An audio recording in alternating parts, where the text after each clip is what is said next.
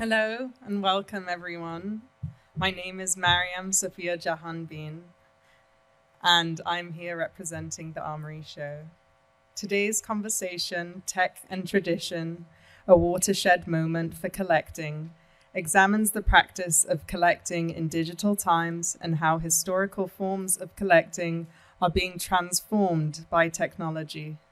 Our panelists today are Michael Darling, Max Kendrick, Karen Levy, Magnus Resch, and Alexander Forbes. This panel is co-organized by Talking Galleries as part of our debut collaboration with the organization. Talking Galleries is a producer of powerful discussions about the global gallery industry and art market that often spark fierce debate. Michael Darling has served as co-founder and chief growth officer of Museum Exchange since March 2021. Max Kendrick is the co-founder and CEO of Fairchain, a title management, authentication, and transaction platform in service of a more equitable, sustainable, and secure art market. Magnus Resch is an art market economist, serial entrepreneur, and best-selling book author. He holds a PhD in economics and studied at Harvard, the London School of Economics, and the University of St. Gallen. He is a professor of art economics and lectures at Yale University. Karen Levy is a Paris-based art and tech entrepreneur, named one of Apollo's 40 under 40 in art and tech in 2022.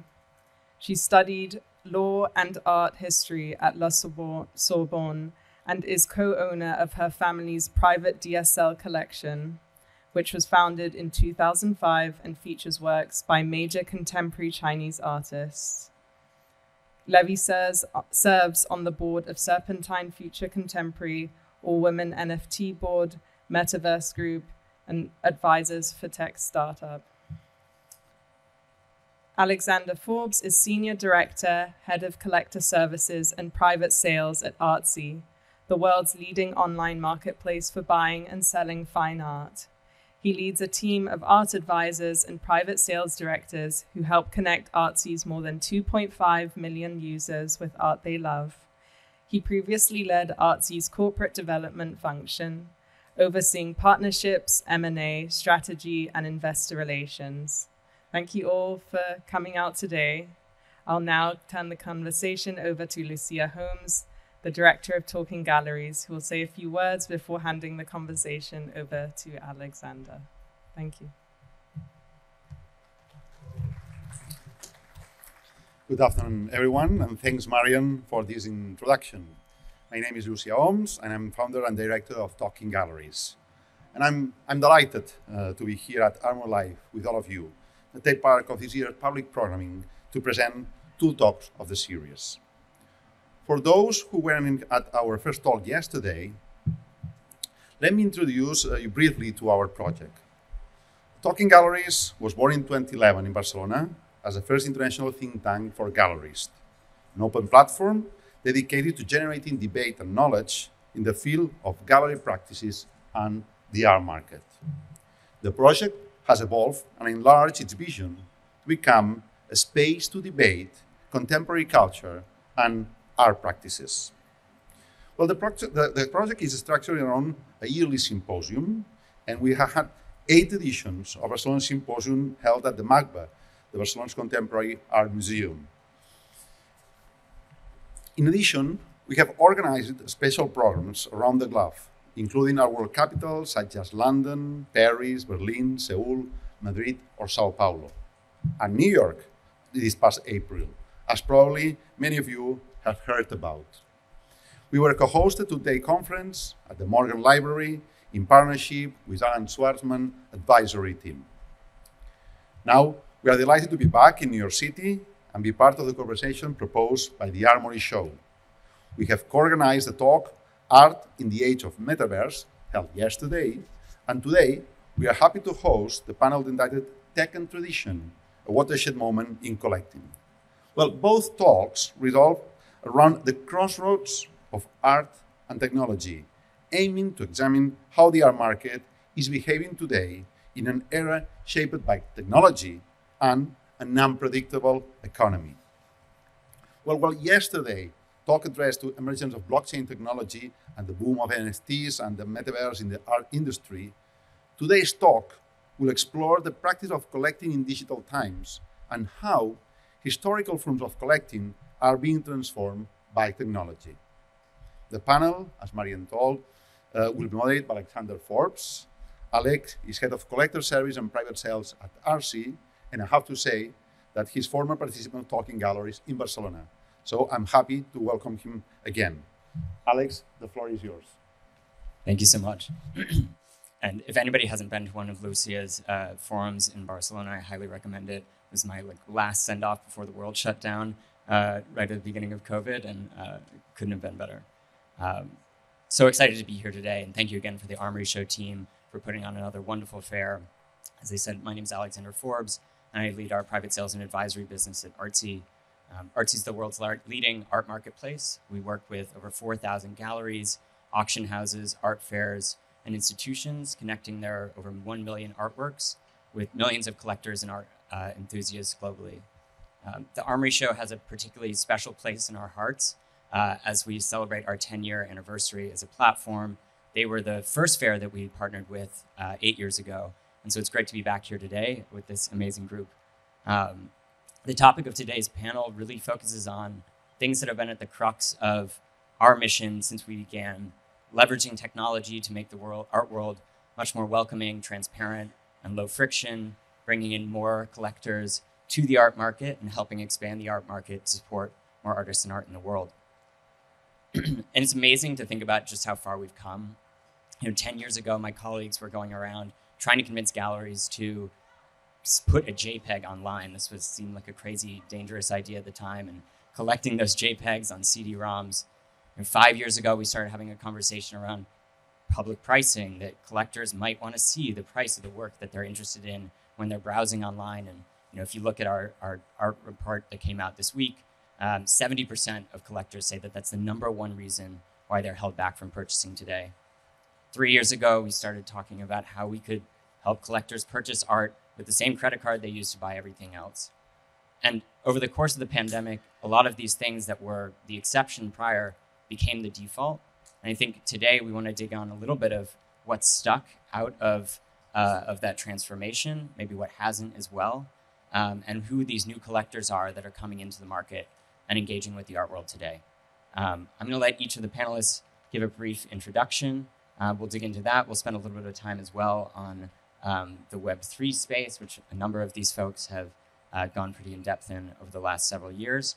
And then we'll leave 15 minutes or so for questions at the end. So Max, why don't you take it away? Hi, my name is Max Kendrick. Thank you. First, thank you very much to the Armory Show and to Talking Galleries for organizing this panel, and likewise, as Alex said, this fantastic fair and show. So I've one of the founders of a company called Fairchain, and what we've basically been working on is figuring out, hey, how do we, in a sort of art market that's become sort of very speculative, where you've seen this incredible amount of growth in the secondary market, that's sort of left some artists, collectors, and even art itself behind in some ways. What can we basically do? Sort of like rethink how the different parties in the art market interact with one another. So I'll speak a bit closer. Is that better? So to restate, basically what we do with Fairchain is we're a project that's focused on how do you sort of reduce risk for all parties in the art market to make it a bit more equitable and to align the interests between artists, collectors, and galleries, all the participants who engage in this space. Looking at the collector side, where we are operating today, one of the key focuses for us is how do we go, what are some of the things that we can sort of do to help us move past the process of collecting as being focused on the transaction and bring it a bit closer to being about building a long-term relationship and interaction between the artist and the collector in such a way that the collector is really sort of more of a patron and a participant in developing an artist practice over time. We joke that we're a sort of deliberately unsexy organization. We're a title management authentication transaction platform. But taken in sum, there's a pretty important elements for that, what that means for the art market going forward. I think going back to what you just said, Alex, you're saying, hey, what Artsy did, trying to convince, galleries to put, JPEGs, online. I mean, that was ultimately sort of a godsend for galleries going into the pandemic.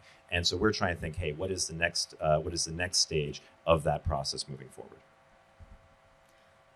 Hi, everyone. Karen Levy. Thank you for the Armory and Talking Galleries for having us also. Nice to see you all.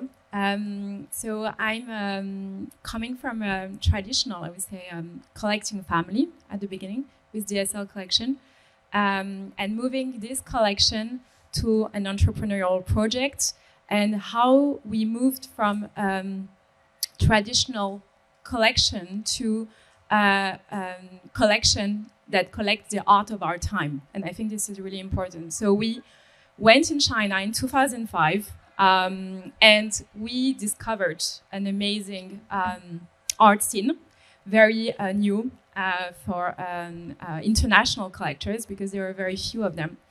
And from going to all of this trip, we actually started this collection with my family, and I actually worked in China as well to in the art. And we saw that what was missing was, how can we bring collection of objects to a collection of projects, and to be able to promote this collection, to share the collection to the audience.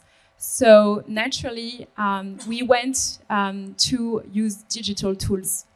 And so we started with a website, and we went now since 2015 with virtual reality and creating metaverse, also art hub with the collection. So I think what we wanted to do with this DSLcollection, and we're doing with our project in the art world, is really bridging collection from traditional to the digital.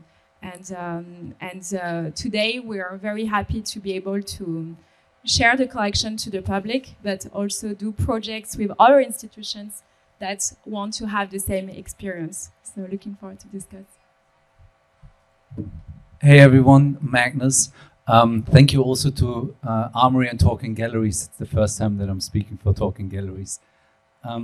So also welcome to my students from Yale School of Art and School of Management. We have around 50 students in here who are in my class that I'm teaching on how the art market works. And we did a visit today to the Armory show under the guidance of Aaron Gilbert, who's sitting here, and Asia Chow, who's over there. Thank you.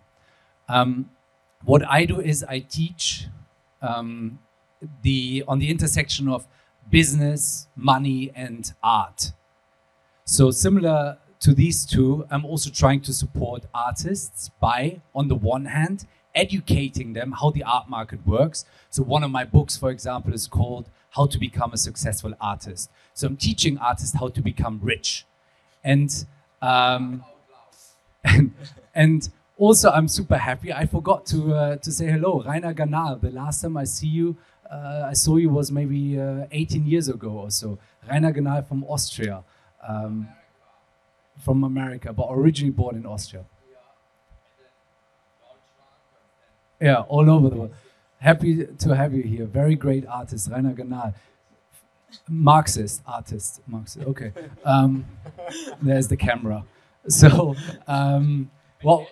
what was I saying, Rainer?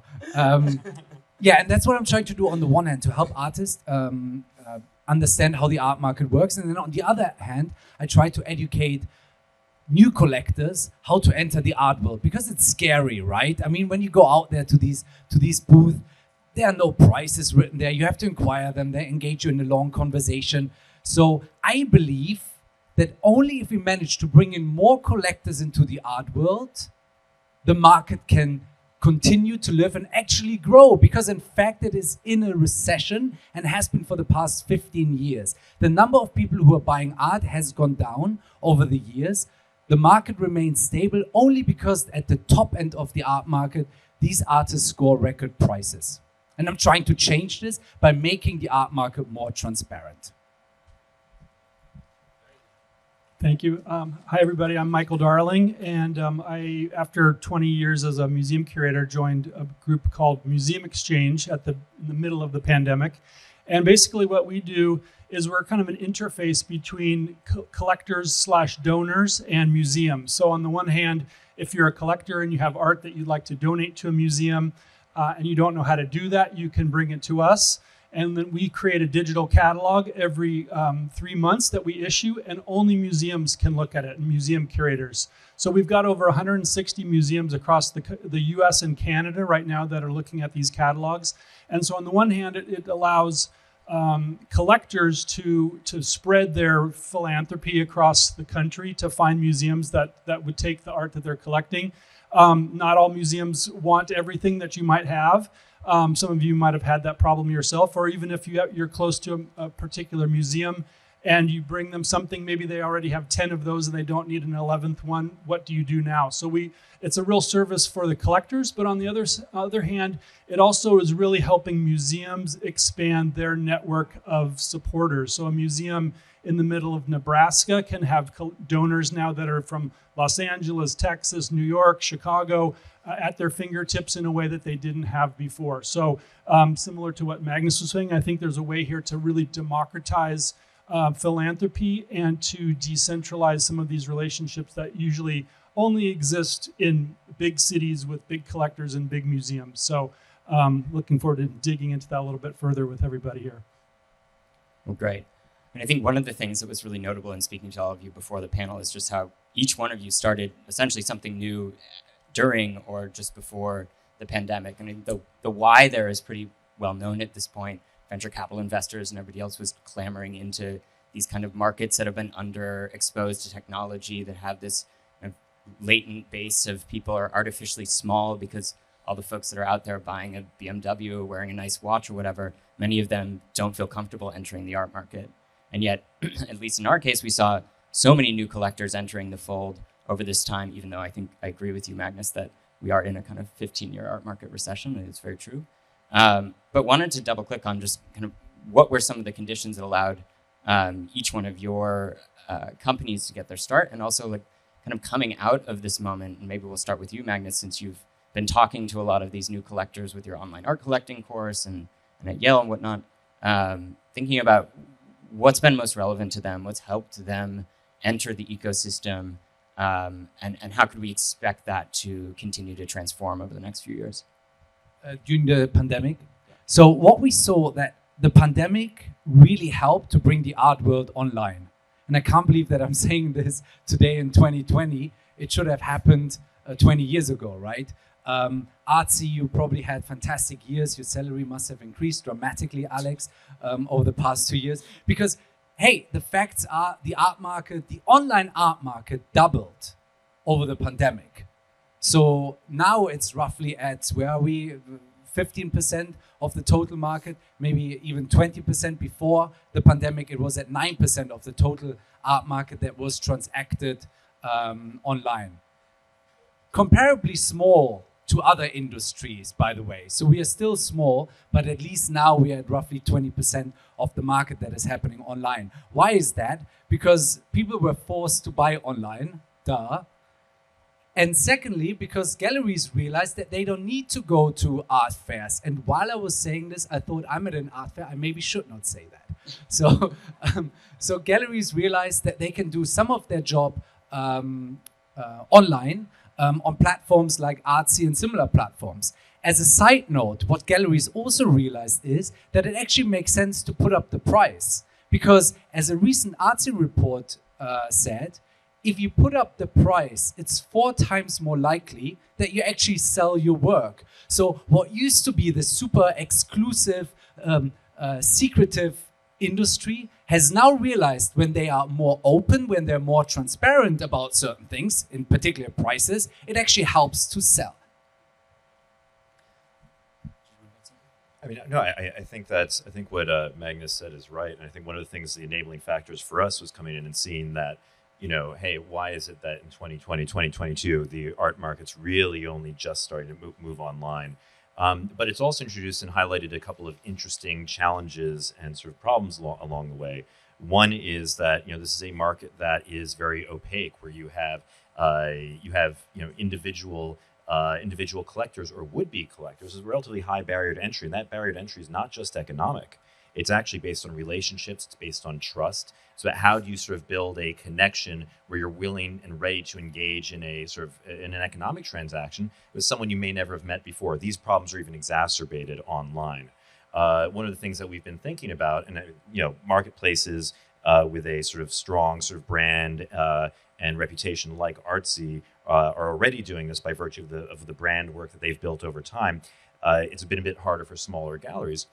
Is what is the infrastructure that allows a collector in Romania to buy from a gallery in New York that is not a major blue chip gallery? What is the sort of trust that's in there? And that's, again, where we see another opportunity in sort of the next wave of digital transformation in the art market for collectors.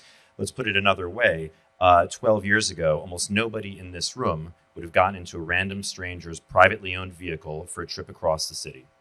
And now we do it sometimes 10, 15 times a week through services like basic infrastructure services like Lyft and Uber, because there's a common infrastructure that connects us, that creates some sort of accountability and a common framework. Building that kind of infrastructure, we believe, is what's going to bring more people into the art market, create more participation, similar to the way that making prices public and reducing sort of the burden. I mean, I've worked in the art market, I collect it. I get really nervous when I ask for a price list. It's really weird. Why is that part of it? There are funny, interesting reasons why that's part of it and why that's good in some ways for certain types of galleries and collectors, but that creates a really high burden. As someone who grew up in the art world, the son of an artist, that I'm still freaked out a little bit when I have to ask about the price of something. These are the kinds of enablements that technology and digital practice can help us advance in support of collectors, as patrons. And as we always say, what's good for the artist is good for the collector, in support of artists as well. I couldn't agree more. And I think one of the biggest investments we've made over the last several years is in the very, as you said, unsexy stuff of trust and safety infrastructure, having a world-class buyer guarantee, making sure that our payments are really safe, because we've seen that so many collectors and galleries have gotten swindled out of money by very simple phishing attacks, because people realized that the art market was underprotected compared to other markets with similar average transaction values.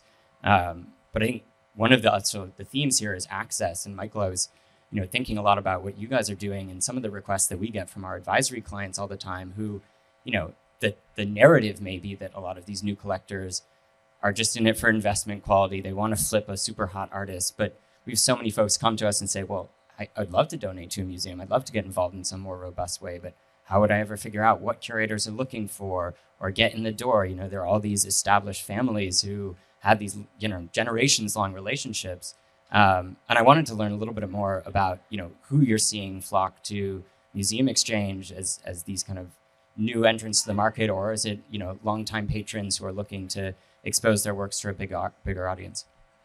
Yeah, I think, there's a lot of different types of collectors that are coming to us. I mean, there are those people that are starting to get, up into their 70s and 80s and realize that they've got thousands of artworks that they've collected. Maybe their kids don't want them.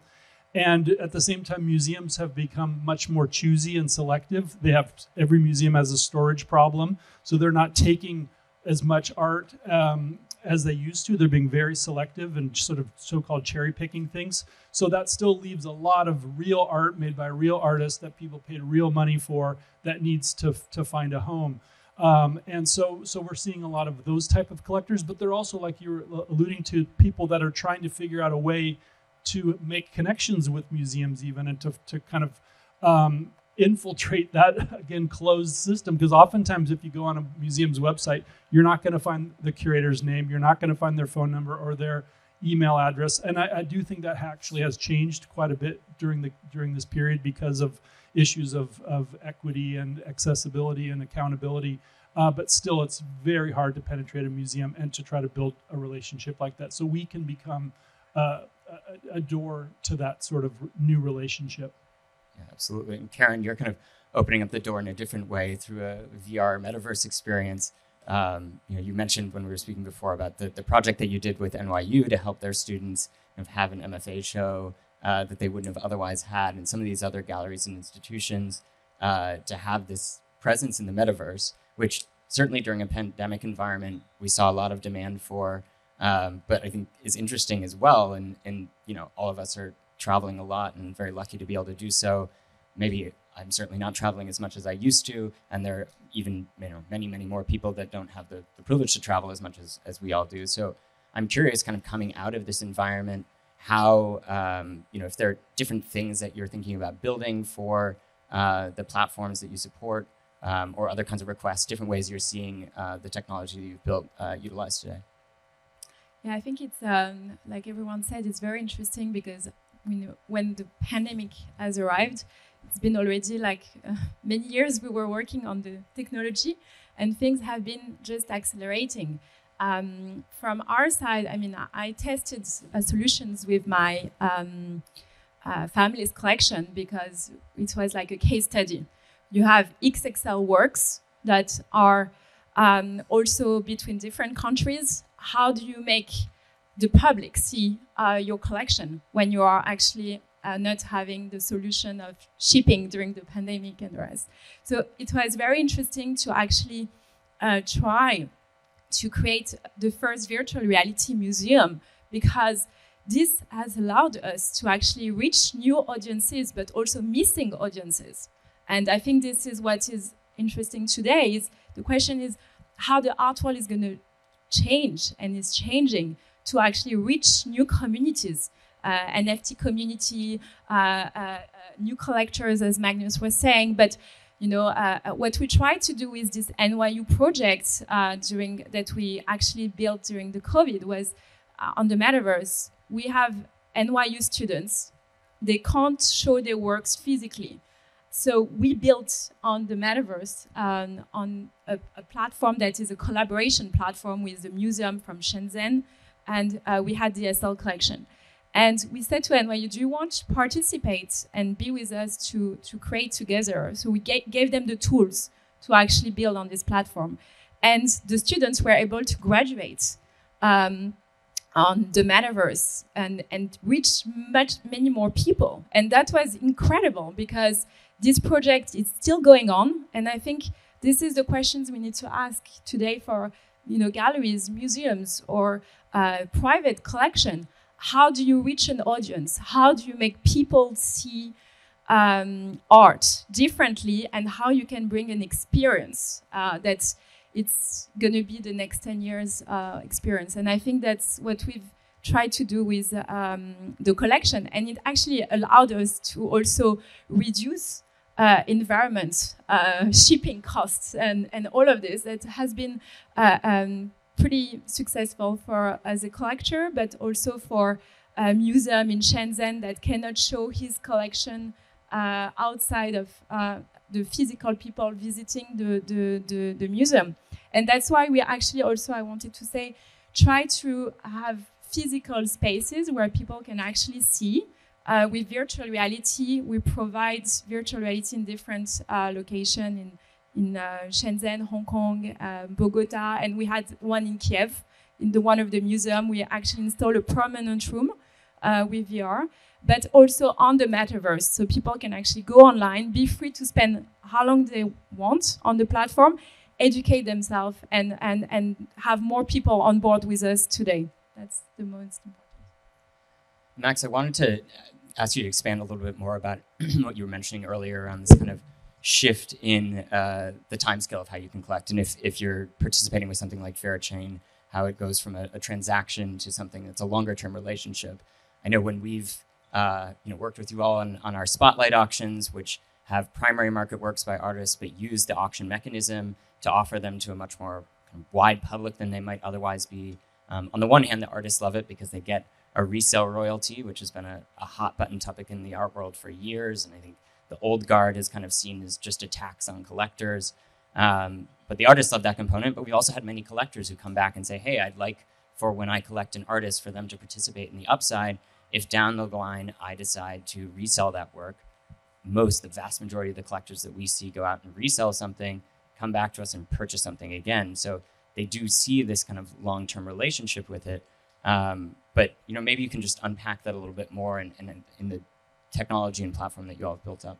Sure, and this will be tough because there's a lot that I want to say, and I want to be sort of respectful of the time. No, so I think at its core, what Fairchain does is we allow artists and their galleries or representatives to generate these digital certificates of title and authenticity that help basically enshrine and protect the value of the artwork into the future, far into the future. That's good for the collectors. That means that you'll never have to go back and say in 30 years or 20 years, say, hey, where's the gallery that I got this from? Can I get something to authenticate it? Can I get maybe the gallery closed down, maybe the artist is no longer working or living. It helps basically enshrine and protect the value of that work and also ensure its inclusion in artists' sort of digital catalog raisonné. That's the value in it for collectors, and that's very real. The way that we look at this and the way we look at where the future is going as enabled by technology is in helping align the interests of collectors and artists. These are already, their interests are already somewhat aligned, but the transaction can seem sometimes adversarial, and you have a broker in the middle, et cetera. How do you build a more sort of long-lasting relationship? And this also this isn't limited just to discussion of things like resale royalties. People talk about Fairchain a lot in terms of resale royalties. It's a hot button issue. It's not actually where we sort of think that we deliver the most value. We see ourselves as a tool for helping build trust, relationships, and alignment between the parties. Economic, but also in other terms. Towards what Karen was talking about, building virtual museums, is we're increasingly going to see physical artwork transported into digital spaces beyond just the marketplace. The issue there is that there are matters like copyright included. When you buy an artwork, you do not currently receive, beyond fair use, which is just for sales purposes, you do not receive any form of sort of copyright management rights or anything like that. You don't actually, a collector of a work and cannot go automatically and bring that work into a metaversal virtual reality environment. When you think about basically creating this digital bridge between the artist and collector and the various rights and responsibilities therein, you start to open up all of this new potential in terms of how the collector and artist are able to continue a relationship even if they don't know each other personally. And that's sort of what we're doing. I hope that I can talk much more on all of those things, but I hope that's a decent overview to response to your question. We'll have more time too. I think it's a good segue into talking a little bit about one of the most transformative or kind of distinctive technologies that came out of the last few years is the proliferation of Web3 and the blockchain. Certainly NFTs had a massive boom, yet OpenSea trading volumes are down something like 90% from where they were at their peak. But bringing in this new collecting audience, I think we had a question when we were looking at doing an NFT sale of, is this going to be a completely different audience of crypto bros that are going to influx into Artsy, or are art collectors going to come around? We'd surveyed our collectors something like 6 months before, and less than 10% had either bought an NFT or said they were interested in doing it. And when we actually did the sale, the vast majority of the works, which were by very notable art world artists who were making their first or let's say second NFT, most of the people were existing art collectors who had bought a lot on Artsy before and wanted to experiment in this new space. As we look into the future, though, I think it's this interesting moment of, will this continue? In which way? Are we looking at something instead more like the 2017 AIKA boom or other boom-bust cycles in crypto? And Magnus, I know you happened to write a book about this recently, so I wonder if you ask how to make a NFT. You mean my book, which you can buy on Amazon for $25, which is called How to Create and Sell NFTs. Go look in the camera, a guide for all artists. So I wrote this book as a consequence of all the emails that I received from artists asking me, is that NFT stuff and blockchain, what is that? And why is that relevant for me as an artist?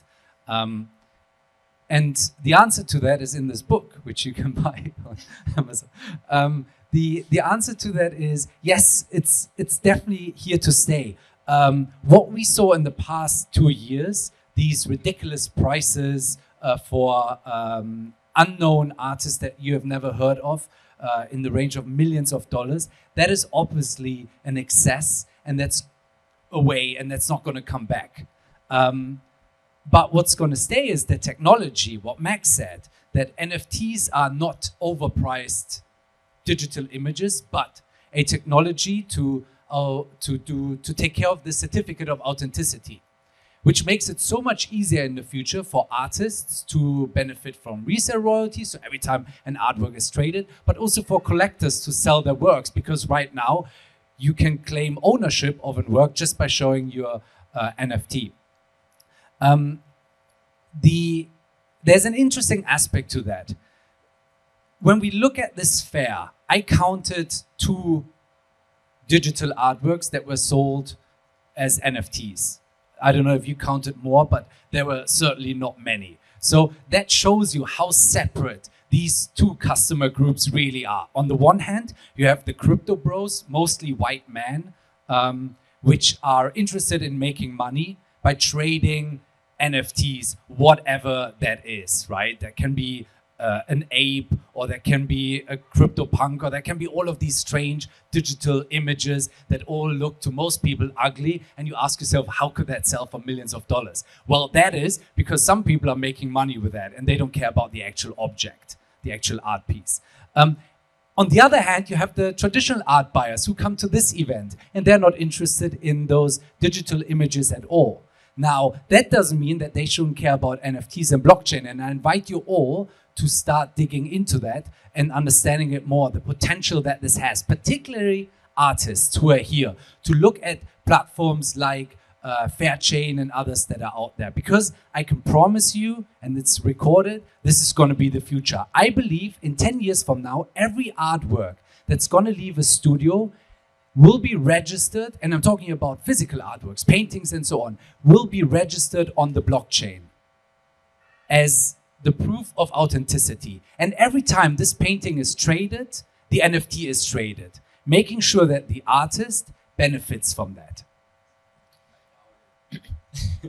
Michael, I wonder, like, putting your museum curator hat back on, I think there's, not only in the art market, but particularly as we get into these newer digital forms of art, there's a growing gulf between the collecting community and the museum community. I know you've had a couple of NFTs on Museum Exchange before, but I wonder how you kind of square that in thinking about the future institutional recognition of these things, or are we seeing an art market in which the interests of collectors and the interests of museums are kind of divorced from each other going forward, and that traditional kind of value-making exercise through institutions is just not as relevant a part of the conversation going forward?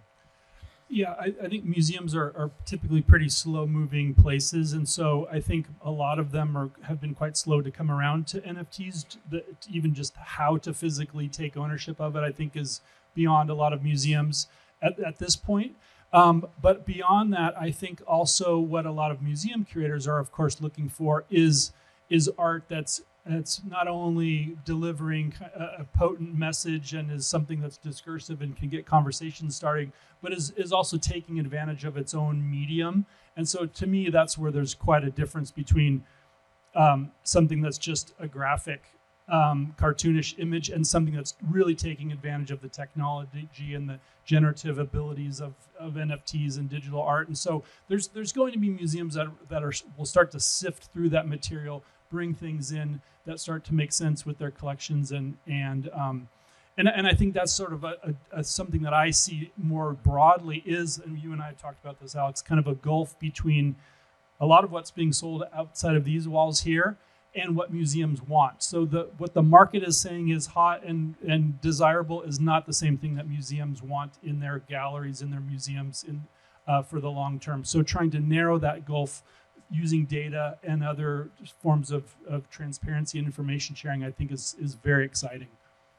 Yeah, it's super interesting. I also feel like in these, well, not currently at the moment, but in the kind of superheated, very frothy markets that we've seen over the last couple of years, it always seems that those things diverge more and more, and then they slowly come back together. So hopefully we're on our way there, despite the economy maybe not being what we'd all want it to be. Karen, I'm interested as you kind of thought about exploring the metaverse. I mean, in 2015, this was a very new concept, but maybe you can talk a little bit more in depth about both maybe some of the NFT projects that have happened on on your platforms, as well as I loved kind of just the interactive component and the opportunity that opens up for collectors to engage with each other in a different way. And I think from what we're saying here, it's NFTs and Web3 is here to stay. Definitely, we see we've been using virtual reality and Oculus since 2015. The technology is progressing faster than it has ever been doing. For us, naturally, we decided from going back to 2015 to build with this idea of creating a virtual museum because we didn't have a physical space. And we could take how many square meters we wanted. We could invite the artists to show in this virtual reality environment. But at that time, you were by yourself in this environment.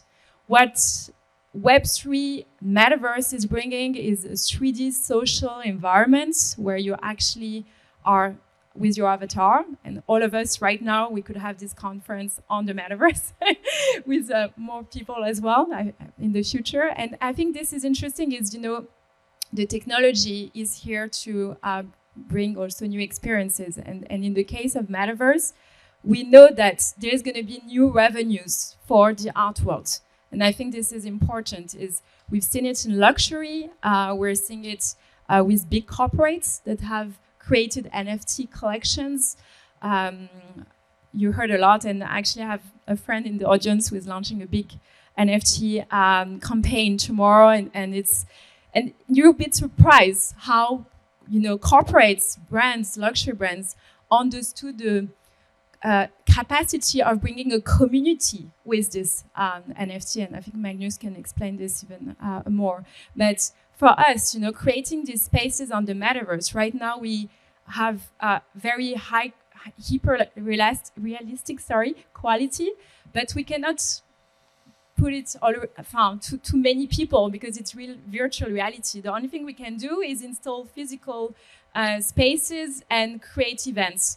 And when we actually collaborated, because creating spaces on the Metaverse is artist, architect, tech components together, we also wanted to experience the NFT.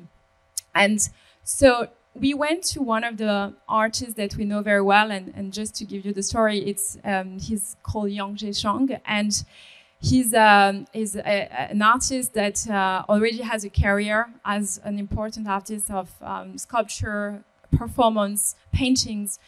And we went to him and we said, we have an NFT platform. They want to do an NFT. And this was going for an NFT conference anyway. And we created in 2 weeks an NFT that was able to be shown in a conference. And actually this NFT is now for us a very historic NFT because it has entered the first French Parisian museum. So this is definitely provoking, I think, challenges for institutions. And in the US, you have many collections of museums with more and more NFTs. So I think, yes, it's here to stay, and we're very happy to test, this and encourage artists to be having a wider audience, but also to be part of the next generation collectors, because people want to see now on their phone art and experiences. So I think this is what we're trying to do. But we talk a lot about metaverse and so on. And I remember your dad was really, when he first reached out to me and said, oh, digital collection, metaverse, maybe 10 years ago, I was like, yeah, okay, whatever. I was like, okay, build an own museum. That's what everyone does. But your dad was really focused, and that's what you're doing. But I believe art fairs, galleries, the physical exchange, museums are here to stay. So, I was making a little bit fun of Armory or the art fairs, that they might go away because people realize that they can buy something online. They don't need to meet them anymore in person. Yes, of course, once you know the artist, it's easier to buy online because I know what I'm looking for, right? These pens, I've bought them many times in the shop. Now I can go online, I know my size, and I can purchase them. art fairs are relevant because it's an easy way for collectors to see a lot of art in one location. Makes it just easy, really. And galleries are relevant because they curate from all these artists that are out there. They are tastemakers. I build up a relationship with a gallerist because I trust the gallerist that they can tell me what they like and see. They do the work for me, really, by constantly looking at art. So these things won't go away. However, I think the role play, the power play will change. Right now, the power is in the distribution line. The power is with galleries. I believe in the future, the power will be with artists, in the sense that artists will be the ones driving it, and gallerists won't take 50% commission anymore, but will more work as agents to artists who then maybe decide to come to a fair like this because they made a deal with the artists. So the power will go from the galleries to the artists, who will then decide which distribution channels they will go into.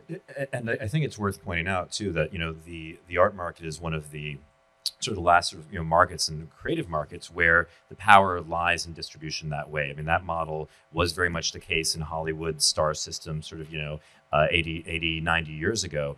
That's not the case anymore. Galleries will differentiate themselves. Sorry, I have to interrupt you. My students are laughing because everything that you just said, exactly, and the same example, Adam Chin said last week when we had him as a guest speaker in our class. So absolutely agree. And I think what's interesting though is, and it's something that we've always sort of talked about, and there's an interesting story about SAG and sort of their first strike and things like that, where artists in that space, and what's interesting there is that actors specifically do not have copyright over their image, right? The same, and that's they have their work is commoditized in a different way. Similar to the way that sort of what's transacted in the art market today is not the copyright, but rather the physical object that doesn't have those same protections. What's interesting though is that I think where we're really going to see galleries differentiate themselves, and to extent collectors as well, is how well they serve the artists that they work with and the artists that they represent, and that's going to be the differentiating factor in the future. And and we believe very strongly that the galleries that understand that soonest and move fastest on that are going to see the greatest rewards. Very interesting. I think we'll break and take some audience questions. I have a million more questions I could ask you guys, but we'll try to make this as relevant for everybody in case there's some burning questions out there that we haven't gotten to. I think Miriam will come by with a microphone.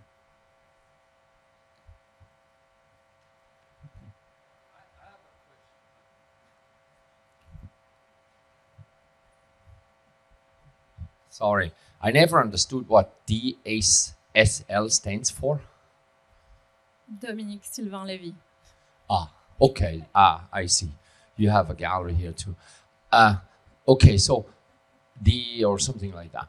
But the question about you, gentlemen, is with that service about the authenticity, because I know a little bit the disgusting situation.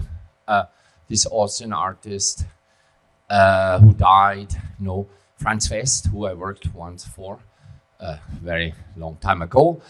And I saw how there were really strange fights over authenticity, etc.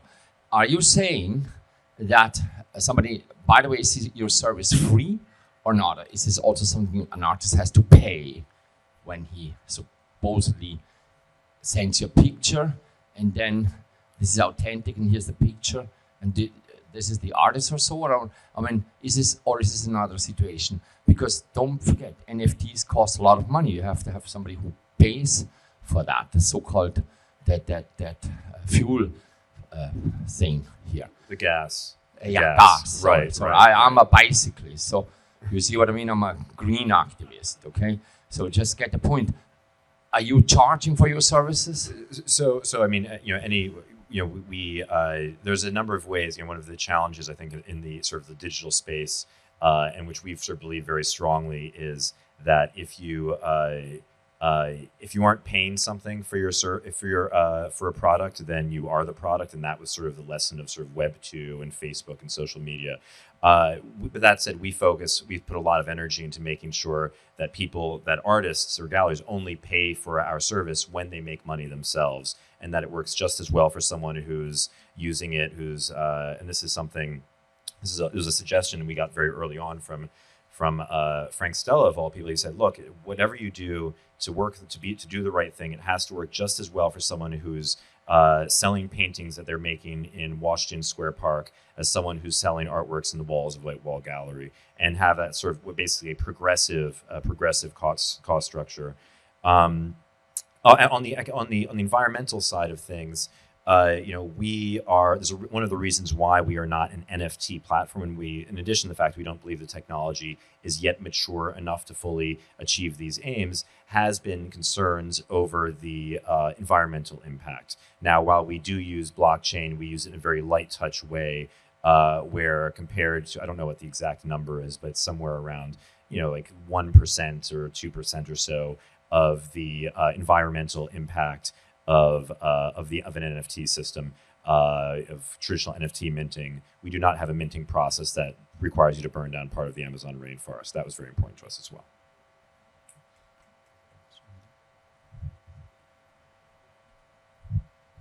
Thank you. So with the last couple of years, especially the pandemic and the shifting in the way that purchasing is happening, a lot of that online stuff is happening. There is a clearly, at least from the perspective I've had in the last couple of years, there are a lot of digital artists and NFT artists who don't even consider the traditional art world as an option. In fact, they have a fair amount of animosity towards it and don't really want to listen or participate. And I'm coming from a place where I like both, but I've done well on the NFT side. What can be done with the traditional environment, the traditional art world, and a lot of the Web3 people who aren't just the bros, but a lot of them are artists from around the world who are also using green NFT technology, people in Africa, people in Sri Lanka, all over who are utilizing these things. What can be done to bridge the gap between this sort of animosity factor that is clear and seems to be real, so that we can actually get the very best and continue on a lot of these altruistic modes that you guys are interested in promoting? I think just from my perspective, one of the things that there's like this misnomer that there's an art world, right? Like there's always been many, many different art worlds.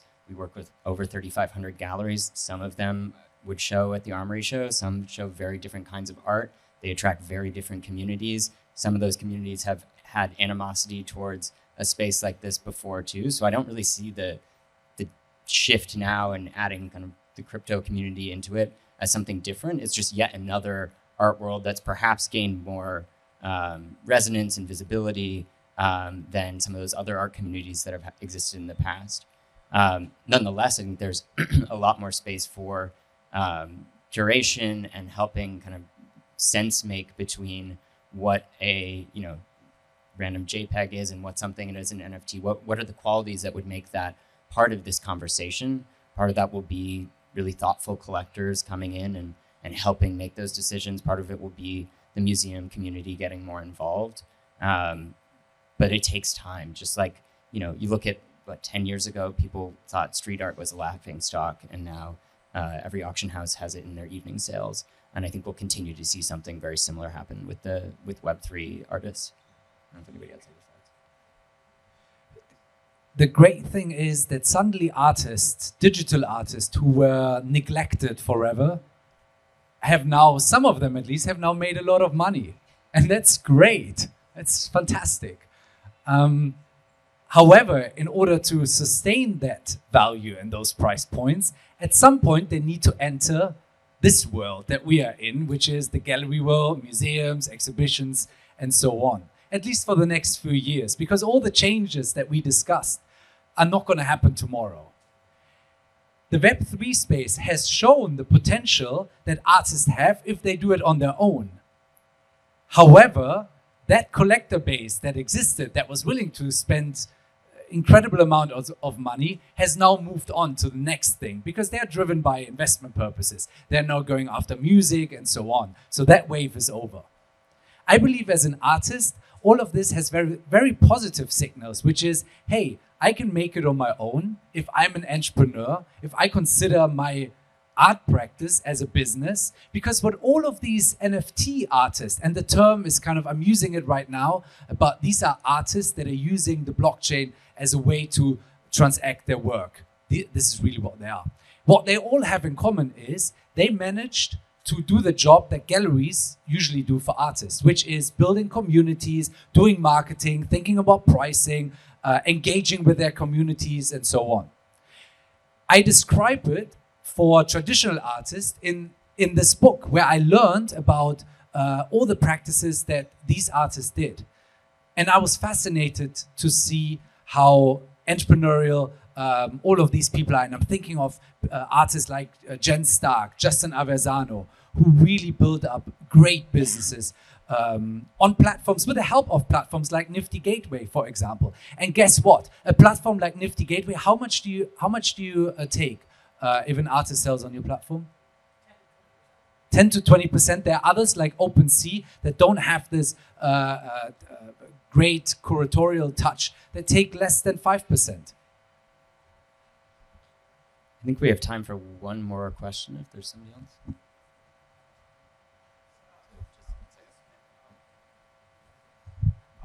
Just a quick question. I think as artists, what we think a lot about when we're making, we can't think of selling. Like we're making a lot of what we make could end up being something that can't sell. It's more like ephemeral or conceptual. I was wondering how can NFT help with these kind of like projects that are not meant to be like physically sold at the end or something, just kind of like they happen for the sake of art. I have some pretty strong opinions about this. I think one of the things, going back to what I said, is what's good for artists is good for collectors, and that comes from belief that what's good for sort of all types of artists is good for collectors. Collectors who make artists who make ephemeral art, artists who make art that is absolutely unsellable. They advance the discourse. They advance the sort of the discussion, and they advance the development of that art that ultimately is collected. Right, one does absolutely sort of require the other. I think sort of to get on the soapbox, what I think is really important, and I think to address is that there's a certain degree of moral hazard in this art and technology space. There's a lot of money that people are seeing moving around. It's very exciting, and it's very blinding. And I think what's essential is to remember that there's two things. One is that not all important art is valuable from a monetary standpoint, and I think that's I immediately forgot the second thing I was going to say. No, but it's not all art is important from a monetary standpoint. And that means that you need to find ways to support that practice and ensure that there's a certain degree of social sensitivity, awareness, and impact in everything that you do, and accountability to the broader community. We have focused a lot of energy, and it's sometimes to our own against our own best interest, in trying to make sure that we have an a community impact that supports all artists, so that to basically direct market activity and resources towards all artists, regardless of whether or not they find market impact. That way, those who have benefited from the discourse and make things that are very marketable just by using a framework are supporting those who aren't. And I think that's a really important piece of the equation. I think even if you look on a very practical basis too, if you look at an artist like Saigo Chang or somebody like that who makes these elaborate explosions and has created a couple of different NFT projects, one of which was just a kind of recording of one of his explosions, but then he took it a step further and created these red packets that you could buy as an NFT, and then over time they matured, and depending on what day you opened them, they had a certain kind of ephemeral quality. And so recreating the experience of his physical art that has otherwise been reliant on people buying paintings that he's created that are kind of like derivative of the overall giant artworks, or just being supportive of his practice, creating not only documentation that becomes an NFT, but also a kind of new form of a digital form of what he's done before. I think was what I thought was a really intriguing project and something that will be exciting to see more and more artists engage in that way. Any last words from the panel? Otherwise, I think we're exactly at time.